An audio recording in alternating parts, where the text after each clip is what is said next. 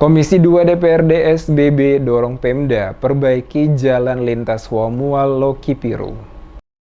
Pasca dialihkan status jalan lintas Huamual Loki Piru dari provinsi ke Kabupaten Seram bagian Barat, maka dipastikan perbaikan jalan dapat secara bertahap dilakukan oleh pemerintah Kabupaten Seram bagian Barat. Anggota DPRD Kabupaten Seram bagian Barat Rahmat Bahsia dari Komisi 2 yang membidangi sarana infrastruktur saat memberikan keterangan menjelaskan Komisi 2 sebelumnya pada tahun 2022 telah melakukan koordinasi dengan pemerintah Provinsi Maluku untuk meminta agar status Jalan Loki Piru diserahkan ke pemerintah kabupaten. Dari hasil koordinasi tersebut, pada bulan Februari 2023, pemerintah provinsi melepaskan ruas Jalan Loki Piru menjadi status jalan kabupaten. Disusul pada Maret 2023, penjabat Bupati Seram bagian Barat mengeluarkan SK atas jalan tersebut menjadi status jalan kabupaten. Namun kembali muncul persoalan karena sampai saat ini pelimpahan aset dari pemerintah provinsi ke kabupaten belum dilakukan. Oleh karena itu pada bulan September, Komisi 2 melakukan RDP dengan Dinas PUPR SBB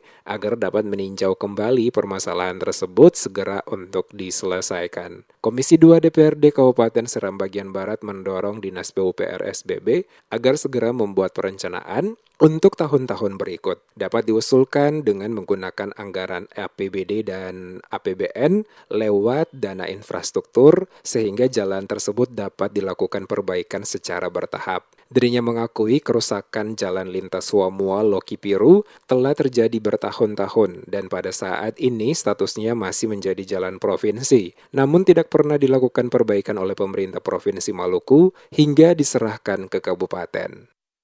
Sudah bertahun-tahun lamanya jalan tersebut tidak diperhatikan oleh pemerintah provinsi waktu jalan itu berstatus jalan provinsi.